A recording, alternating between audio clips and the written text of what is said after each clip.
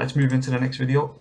So this person here, Winston Churchill, is a white supremacist. Go and check this guy's channel out, Kevin Logan, because he don't know shit about our history. But just listen to the attitude of this individual. This is the mentality of the woke left. And in terms of his various racist views on any number of different groups of people, it would be impossible to go into depth with all of them, as we'd be here all fucking night, given the sheer breadth and depth of his many and varied bigotries. So I'll just give you a brief trip around the globe to visit his hotspots of racial. Now this person is a woke left liberal who's got socialist ideologies, which we all know through history, socialism manifests into communism. If someone can show me a structure where that hasn't happened, I've heard people quote Norway, which is just not an accurate comparison compared to a state like Russia or China. You know, population density, wealth, natural resources and all that kind of thing. And not to mention the fact that Norway isn't actually a socialist country anyway. They just have certain socialist policies, slightly more socialist than your average capitalist country. But the irony of this guy mocking Churchill, yeah, he doesn't realise the ideologies that he's pumping out is actually Stalin, who's in the same image right there. But yeah, I'd like you to go and check that video out if you can. And we move on. So this is over into America, as it wasn't just in Great Britain, it was right across the Western Hemisphere with this Black Lives Matter movement that took place last year, that was eventually subverted into this woke brigade's perfect storm, wasn't it? You know, Antifa, all these kind of different sects of the woke left, these different little dysfunctional groups were going around balaclavaed, causing destruction. We had videotapes of vans coming and dropping bricks off in certain areas and stuff like that. You know, it was getting really messy, and I thought it had started to calm down, but as we've seen over the last couple of days, the inciting, the media pumping things out, activists getting out on the street in cahoots with police and all kinds of stuff to really drum up hysteria and try and push for another big outbreak, really, another big protest worldwide that can cause more destruction, erase more history. And you might say, what do you mean erase history? Because it's not just these statues. We're going to go on to more now as I go through these videos. So I won't play all of these. This is another one. This is another statue that was getting torn down. There's multiple statues in this. Then we move on. This is a Turkish dam. Now you might say, well, BLM protests onto a dam being constructed, but what's all that about? Well, this dam that's being constructed in Turkey, how important it is, could they find other ways of making this, diverting the water and things like that? Possibly. I haven't really looked into that too much, but just look at the stuff that these guys are pulling out the ground in the area where the dam is going to go. Zaten bir ay sonra su bu seviyeye gelecek. Bilecik Barajı'nın suları yükselecek. Şu an bu alanda 6 aydan beri biz yaz kar kış demeden çalıştık. Çok sayıda mozaik bulduk burada. Bu ne kadar çok alanı açıp ne kadar çok mozaik bulabilirsek. So they're constantly, as they're moving along with the construction, they're constantly pulling stuff out the ground. So if these people are constantly pulling stuff out the ground, wouldn't you automatically think this area is a wealth of archaeology? Maybe it should be preserved, catalogued and things like that. If you look at this statue here, for example, this is in Turkey. That is a perfect example of like Greek style architecture. These guys are Caucasian statues. A local museum now serves as warehouse for this priceless You'll see now when the mosaics come on, but look at that face. bronze statue of Mars and more than 60 mosaics. As you can see, all these mosaics that they've been dug out the ground. I don't think these are being dated just yet. They've got ideas, but obviously they haven't been legitimately dated that I've found. Maybe you could find that information out. I mean, this was back in 2000. All retrieved from just one small corner of the site. Some of the finest examples of this art form ever seen by the modern world. Onunla bile başa baş gitme durumuna geldi.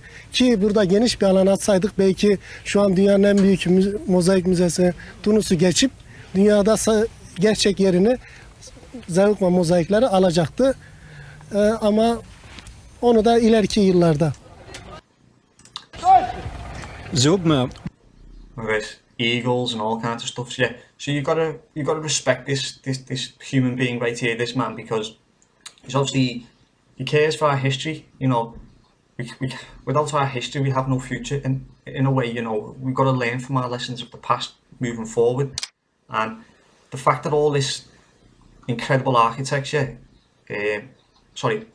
all these incredible mosaics, steles, statues, potteries, all this kind of archaeological material is now underwater because this dam went ahead. But yeah, I'm going to move on from there, but that just goes to show you, like, in Turkey this is going on. No government help, by the way, in that situation there. These are just amateur people who are trying to save the materials themselves. So here we go, we fast forward from 2000 back into modern times. Here we go, 5 ancient sites ISIS has destroyed. This is just a 90-second video, and this goes to show you, you know, when Donald Trump came into power, he was able to eradicate ISIS like that, supposedly.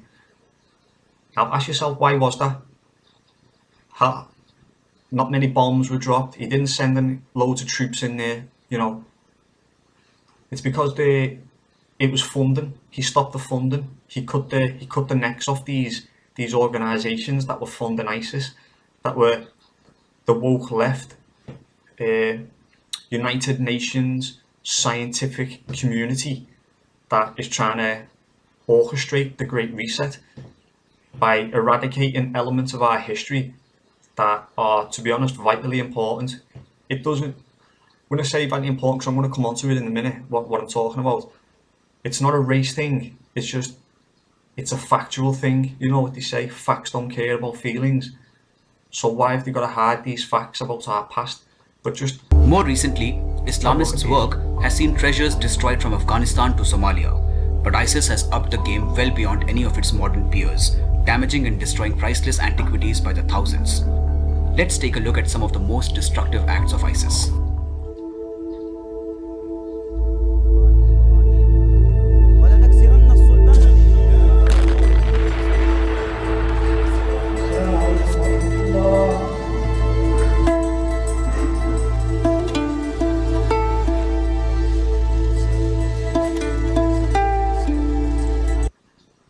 I mean, doesn't that just break your heart, to be honest? You know, these monuments have stood the test of time, thousands and thousands of years, and are situated in the cradle of civilization.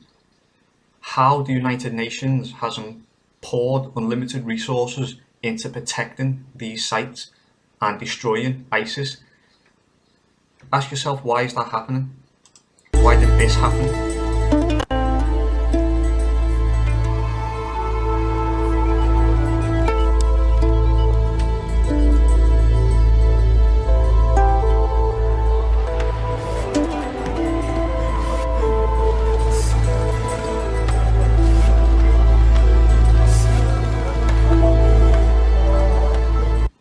I've got to say, I really hope karma paid these individuals a visit. I really do.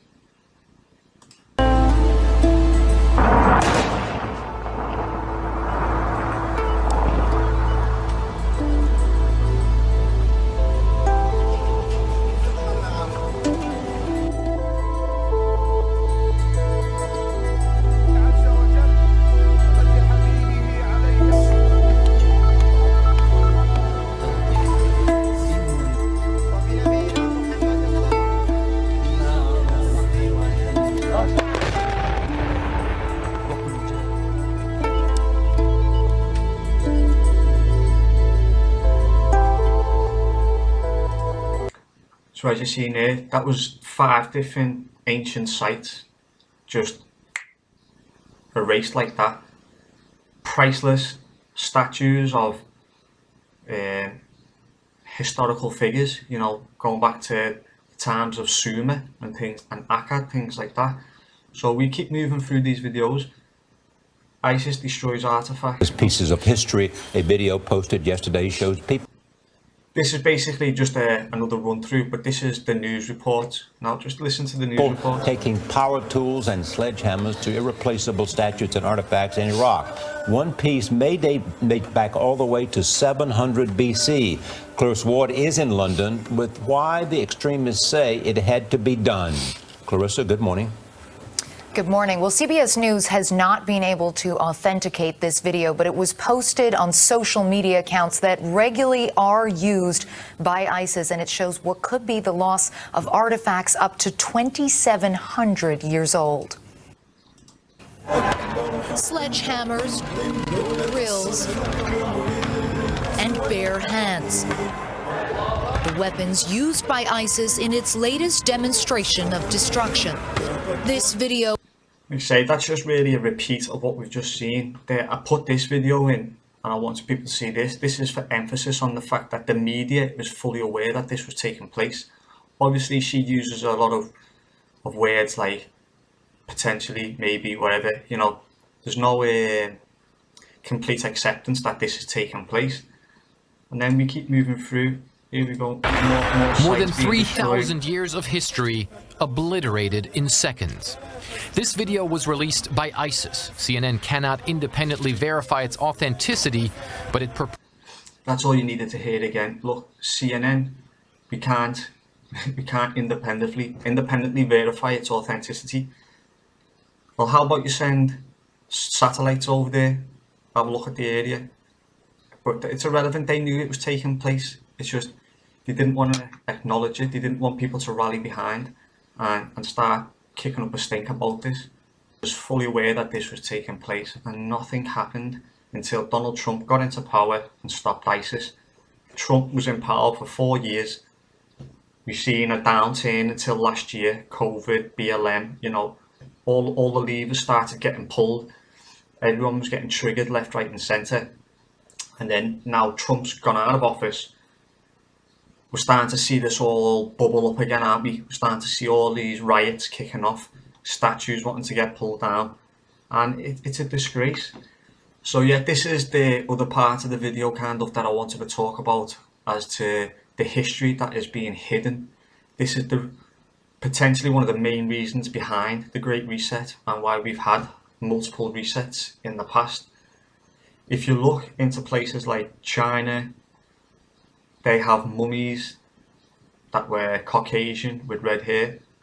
You go into Japan, they had a race of people called the Anyo, I think it's called. They were a race of ginger-haired, pale-skinned, blue-eyed peoples who were, up until about 100 years ago, still active pretty much in Japan. Not so much anymore, because the Japanese government actually had a policy to try and rid Japan of this group. They tried to hide all the history of them, and it's actually coming out now that the samurais of Japan, the famous samurai culture, the individuals, the families that held prestige and power in that structure, apparently they're descended from these individuals now. And in Japan, there's a bit of a debate going on within the governments and that itself, that it was probably a bad move to do that. They destroyed some of their own cultural heritage. But the reason why there's two sides of the argument is because another side wants that history erased. And as we look here, we go into China, another communist nation, where, like I say, there's been ancient pale-skinned mummies discovered there. Now, this is why I was a bit touchy before. It's not about race. It's not about the fact that there's white people there and people were more, you know, white supremacy. Basically, I'm not trying to get at that. What I'm trying to get at is the fact that there is white people there. There's mummies there. You go back to Mexico, you know, Quetzalcoatl, pale-skinned, blue-eyed, and all this kind of stuff. And there's so many different nations that discuss the the origins of the lore, the creation stories and things like that, they all involve pale-skinned, blue-eyed, bearded individuals. Even Genghis Khan himself, there's a few accounts of what he looked like. No one knows for a fact what Genghis Khan looked like. But there was a Persian account, if I recollect correctly. I'm sure he was Persian. He made claims that Genghis Khan actually was pale, was fair-skinned, red hair with blue-green eyes. And the other accounts of Genghis Khan mention him with red hair and green eyes. So, you know, we're not going back that far in history where we look at all the images that are presented to us of Genghis Khan today. He looks Mughal, almost, you know, yeah, Mongolese is the right term, if I'm not mistaken, sorry. Now, if you actually look at Genghis Khan's son was half Caucasian, half Asian. So where did he get the white genes? Where did he get the Caucasian genes from? It's a fascinating story. Like I say, no one can really give you a factual answer on that. But the accounts written in history describe him as a tall individual with fair skin, blue-green eyes and reddish hair with a beard, which is a similar account to most creation stories. And we're going to see a couple of them as I go through here. One reason for the secrecy could be the fact that many of the ancient Chinese legends describe the early emperors with Caucasian features, which was reinforced by discoveries inside the first emperor's tomb, which predates the formal opening of the Silk Road, including European-specific mitochondrial DNA. Of course, this is in addition to the 4,000-year-old blonde Aryan mummies that have been discovered in China, some that have measured 6 foot 6 inches in height, found with swastikas etched onto their ancient artifacts, and DNA which speaks to their Aryan lineage. By the way, this guy's channel is called Atlantean Gardens. He's an anthropologist and his videos are excellent, they really are. He goes into detail on how you find a swastika next to the Star of David on the walls, on ancient temples and things like that. It is important through genetics to figure out where people came from because they don't look like they belong. That is a funny way of saying it because they were there, they lived there, and they did belong. But we have, as modern human beings, a preconceived notion about how the world should look like. Well, the mummies from China don't look like they should be in China. They look like they should be in Denmark or Ireland or northern Germany because they look like people from over there. So what are these guys doing so many hundreds, thousands of miles to the east? DNA steps up to the plate and they can tell us where they came from. Archaeology steps up to the plate and says when they may have come over. Combine the two. This is the Great Reset, people. You got the family history and the kit and caboodle that they lived in. What are these people doing there? So long ago, well before the opening of the Silk Road, which is dated to 138 BC, these mummies date back, some of them, to 2000 BC. We are, in our bodies, the carrier of an archive, a genetic archive. It tells, if you were to study me, where I'm from, and if I studied you, where you're from. And there's no lying about it. In your books, you might say you're from another place, but your genetics will tell us exactly where you're from. We all... So, what he's talking about there is that there's something called, I think it's RH blood group, Reese negative or something like that, blood group. And I've made a video on this in the past where Egyptian pharaohs such as Tutankhamun and pharaohs before him, if you check their DNA, they are really high in this gene, and the gene is most dominant in the whole of the world, in Britain and Ireland and Western Europe. So you've got to start asking yourself like these questions: how's that similar? Like how's that correlate and all this kind of stuff? It's so hard to find because we've gone through multiple resets. It's only the DNA findings that reveal this kind of thing, and a lot of the DNA findings are kept under lock and key. Like, for example, in North America, I do believe this is still the case, that it's illegal to actually DNA test a body that you find in the ground in America. It's got to go to an institutionalized laboratory, and then they'll make the decision whether they want to DNA test or not, and secondly, release the information or not. So we're going to keep moving, but I'll just give you a quick fly through this video, because he shows you, here we go, Tutmos IV, 8th pharaoh of the 18th dynasty, ruled in the 14th century BC, son of Amenhotep II, father of Amenhotep III, and grandfather of Akhenaten, the great-grandfather of King Tut. So you see what I'm saying? The lineage: red hair, thin nose, thin lips, big cheekbones, you know, these are Caucasian that occupies people, North at least Africa have in modern times, Caucasian which is very different within them. culturally, I mean, look at this. ethnically, and genetically from the ancient Egyptians who built the pyramids in ancient times. Despite widespread Afrocentric propaganda in the United States and European academia and media, the ancient Egyptian nobility, pharaohs, and mummies are predominantly comprised of red-headed and blonde Caucasian people, as can be attested to by the mummies themselves, which not only have Caucasian facial features, such as the high nose bridge, cheekbones, and lack of prognathism. Of course, 45 years later, the inner chambers have yet to be excavated, and the emperor himself has not been officially found. Probably because, as I've stated earlier, DNA remains found on the site came back Caucasian, and the communist regime seems unwilling to confront the possibility that the ancient Chinese legends of blue-eyed gods and nobility might be true, similar to the blue-eyed statues of the Sumerian gods and nobility, and the many blue.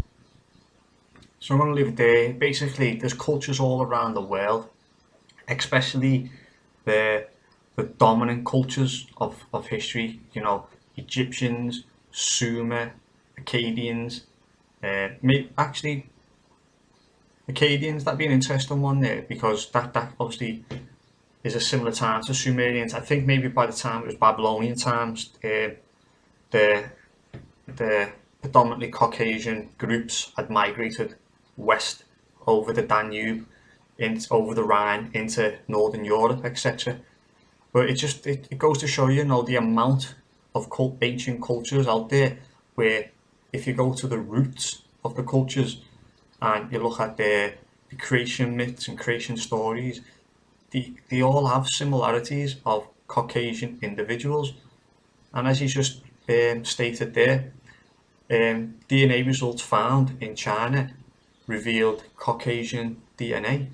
But we're going to come to this in a minute. So as we go through, did ancient Celts visit Ireland from America? Now this is the same guy. I advise you to go and, like say, check his channel out. He's done the download and all this stuff. He's a very smart man.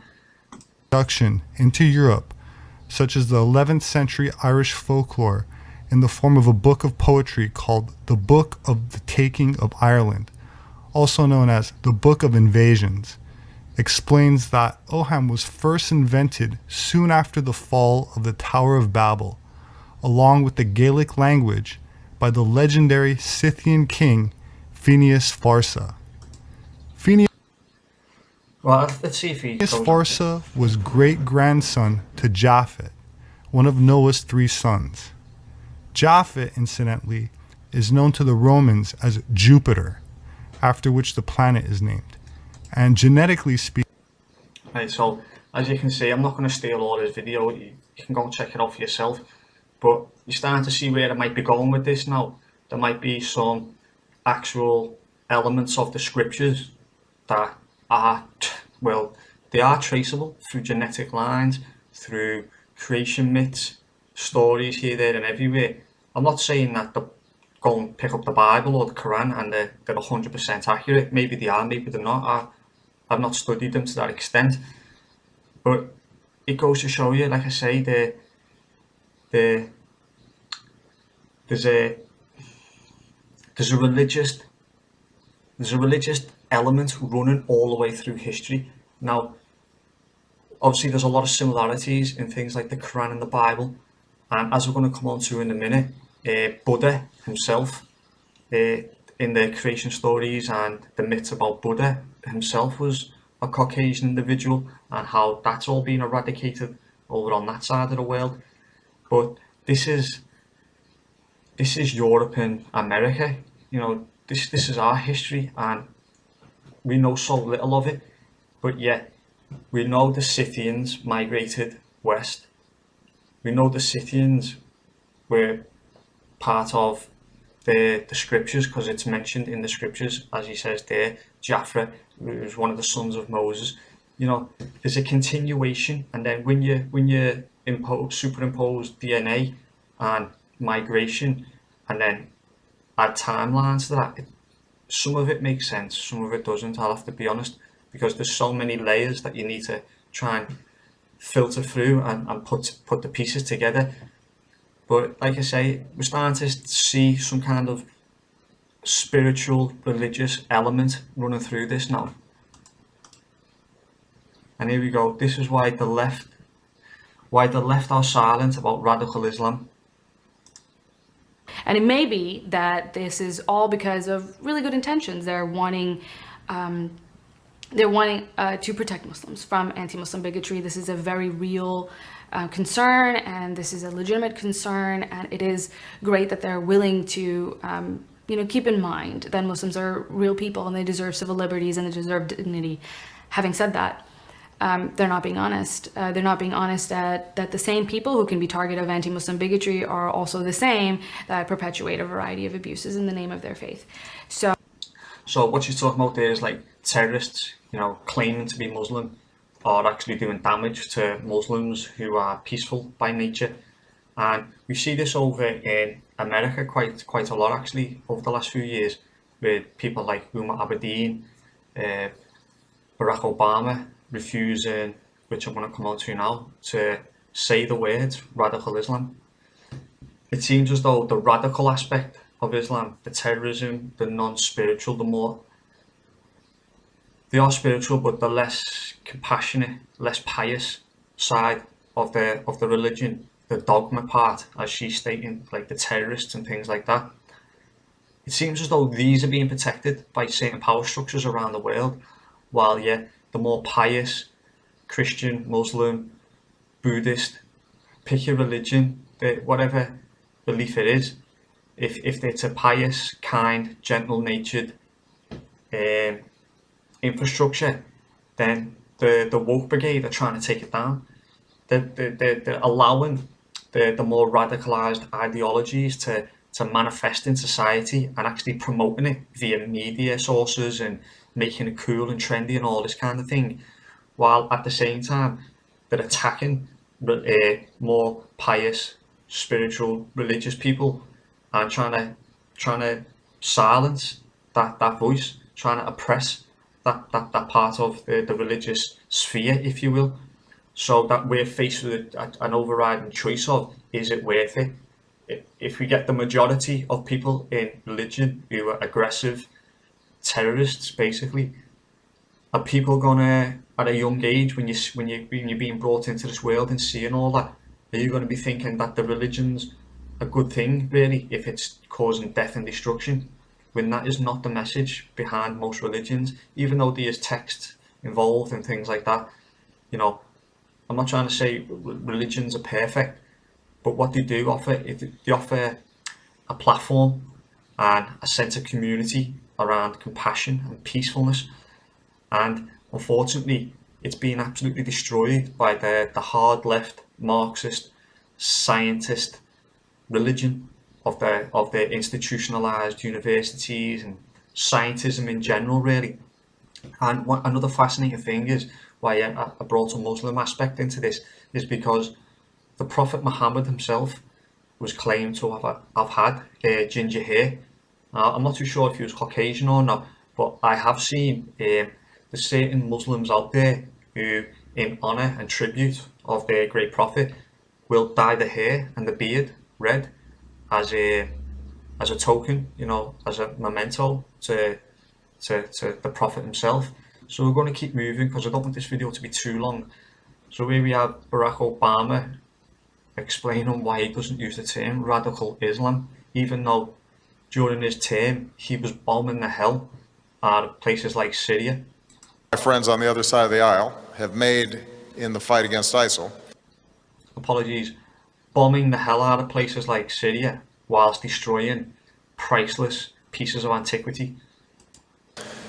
Is to criticize this administration and me for not using the phrase radical Islam. That's the key, they tell us.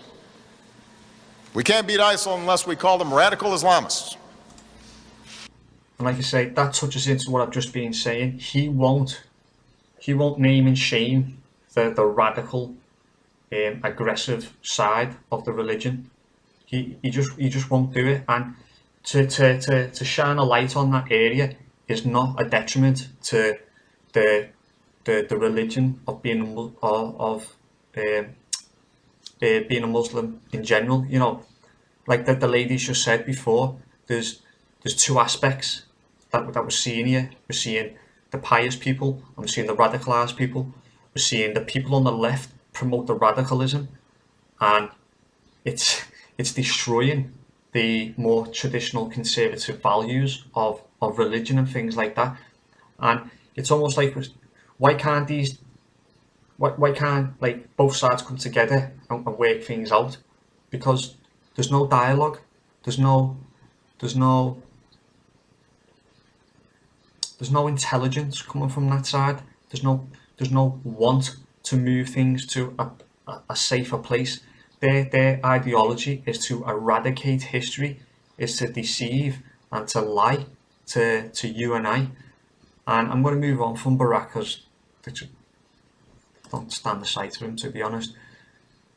But I left this one open just so China destroys statues, because there was that many of them, to be honest.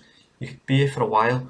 So many Buddhas and churches have been destroyed in China in the last few years. It's unbelievable, really. And here we go. This is a Russian Orthodox bishop, I believe he was.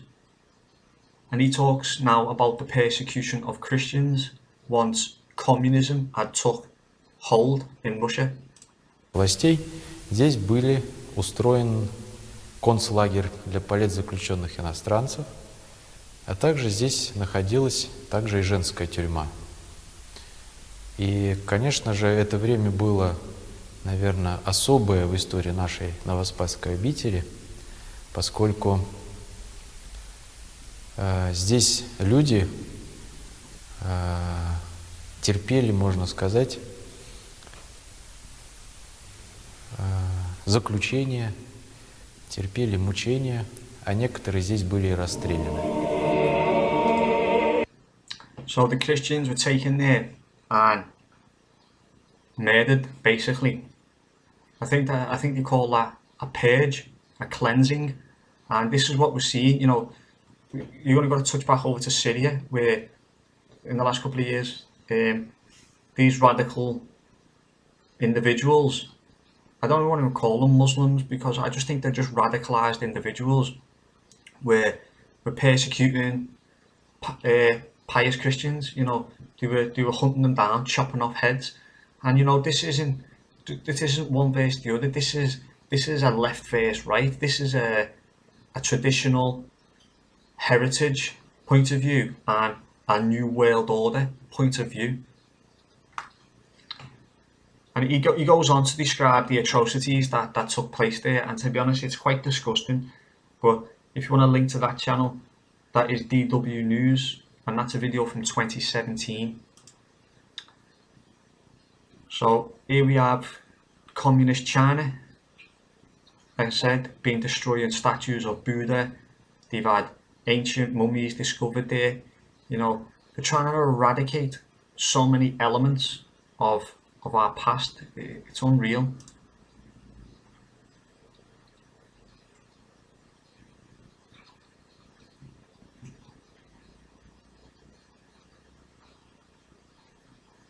Okay, I guess there's no volume on this video. As you can see, the people being persecuted statues being destroyed, churches being destroyed, and the people are celebrating. There he is. There's Mao, is it? Is that Mao, yeah. So this has been going on in China for a long time, and it's no secret. It's out there. You can go and look at this stuff yourself. The left is literally destroying religion around the world, and not only that, they're destroying cultural heritage. They're destroying the oldest stories and the oldest monuments around. So sorry, yeah, we move on from Mao. Look at this one. See, China's not just going after Christians, to say Caucasians and Christians, they're going after tan-skinned and Muslim people as well. We've seen it in recent news reports of racial profiling of black sports stars and things like that are playing in the sports leagues and things like that in China.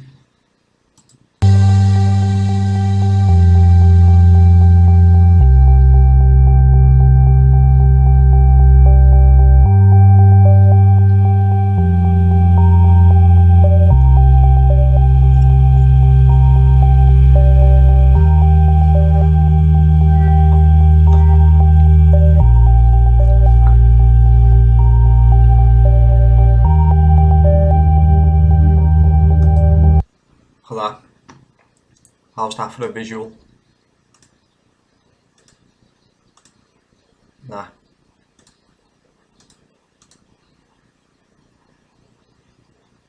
The whole thing got erased.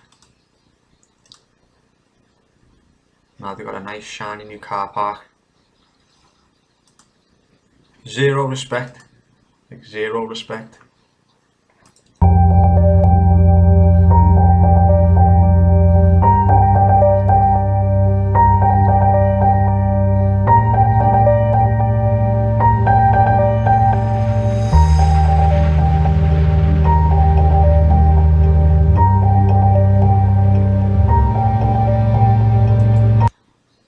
Okay, that's trying to pull on your heartstrings a little bit there, but it's a good visual of people are just disappearing.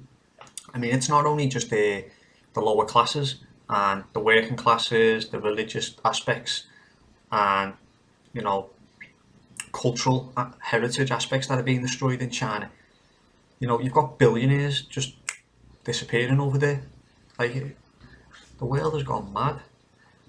So, we've only got a couple of videos left now.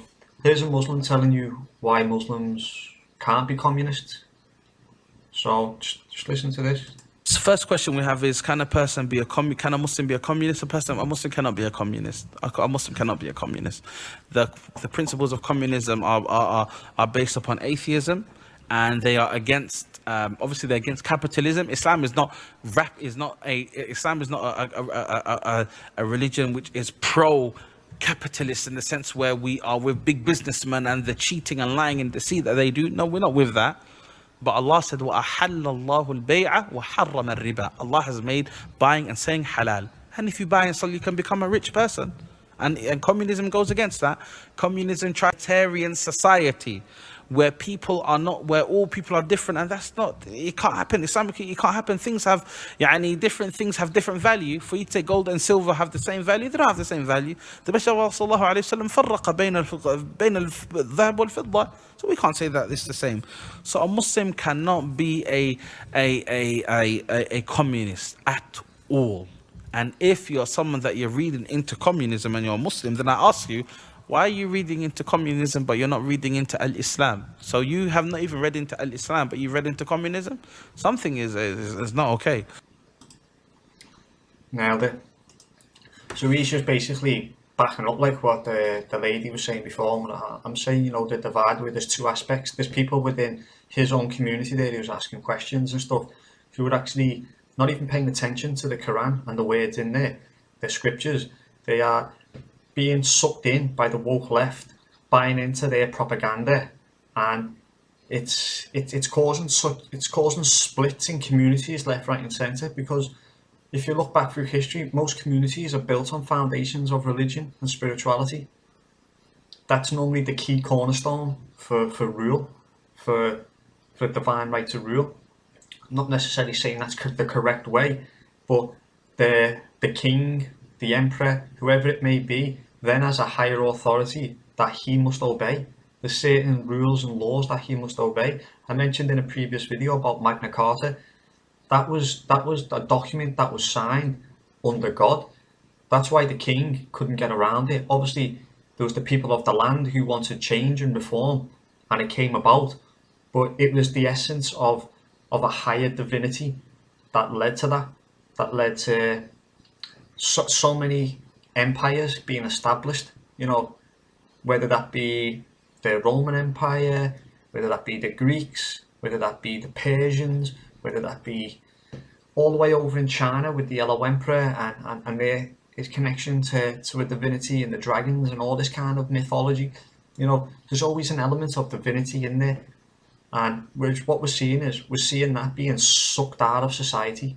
It's being sucked out of our lives to leave us hollow and basically, what's the right word? Subservient to the atheistic, Marxist, socialist, communist ideology.